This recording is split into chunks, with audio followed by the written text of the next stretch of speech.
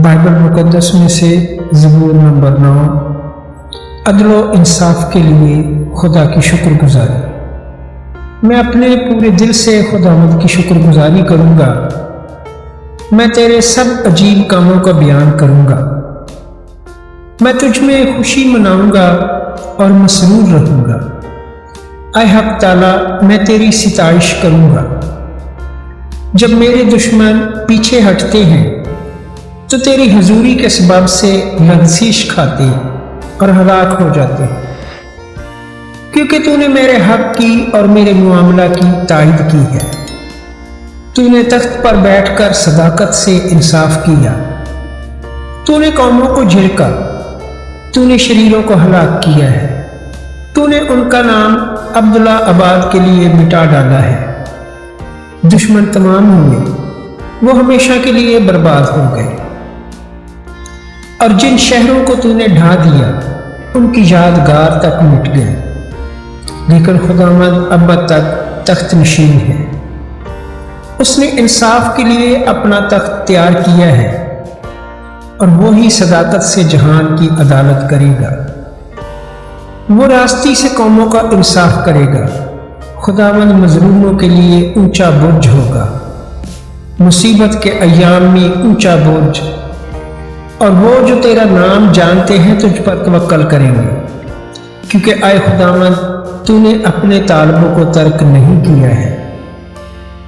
खुदावंद की सताइश करो जो सयून में रहता है। लोगों के दरमियान उसके काम को बयान करो, क्योंकि खून की पुरसिश करने वाला उनको याद रखता है। वो गरीबों की फरियाद को नहीं भूलता। आए खुदावंद मुझ पर रहम कर, तू जो मौत के फाटकों से मुझे उठाता है।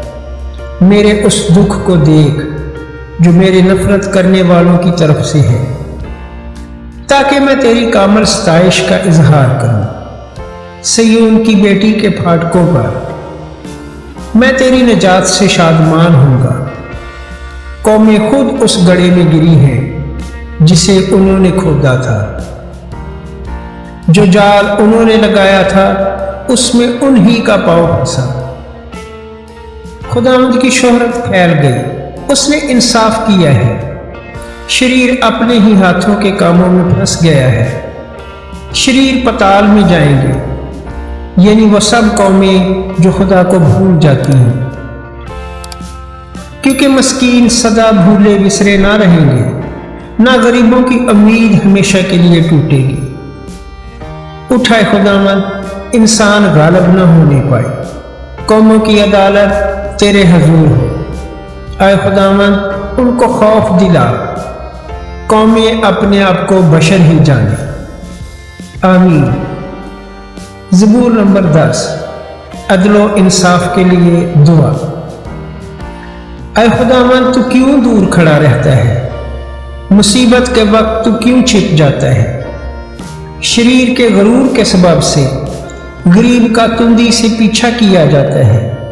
जो मंसूबे उन्होंने बांधे हैं वो उन्हीं में गिरफ्तार हो जाए, क्योंकि शरीर अपनी नफसानी ख्वाहिश पर फख्र करता है और लालची खुदा को तर्क करता बल्कि उसकी इहानत करता है। शरीर अपने तकब्बर में कहता है कि वो बाज पुरुष नहीं करेगा। उसका ख्याल सरासर यही है कि कोई खुदा नहीं। उसकी राहें हमेशा उस्तवार हैं। तेरे अहकाम उसकी नजरों से बईद व बुलंद हैं। वो अपने सब मुखालफों पर फंकारता है। वो अपने दिल में कहता है, मैं जुम्बश नहीं खाने का। पुश्त दर पुश्त मुझ पर कभी मुसीबत ना आएगी। उसका मुंह लानत व दगा और जुल्म से पुर है। शरारत और बदी उसकी जुबान पर है। वो देहात की कमीन गाहों में बैठता है। वो पोशीदा मकामों में बेगुनाह को कत्ल करता है। उसकी आंखें बेकस की घात में लगी रहती हैं। वो पोशीदा मकान में शेर बब्बर की तरह दबक कर बैठता है। वो गरीब के पकड़ने को घात लगाए रहता है। वो गरीब को अपने जाल में फंसा कर पकड़ लेता है। वो दबकता है, वो झुक जाता है। اور बेकस उसके पहलवानों के हाथ से मारे जाते हैं।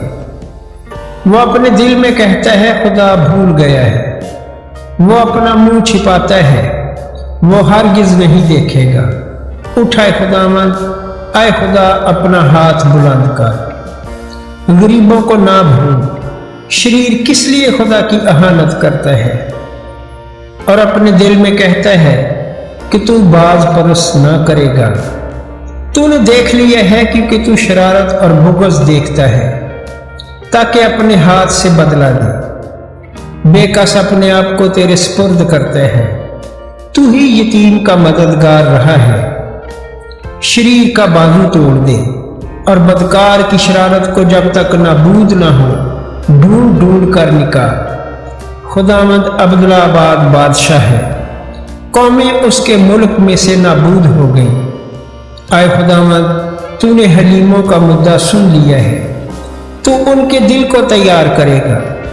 तू कान लगाकर सुनेगा कि यतीम और मजलूम का इंसाफ करे, ताकि इंसान जो खाक से है फिर न डराए।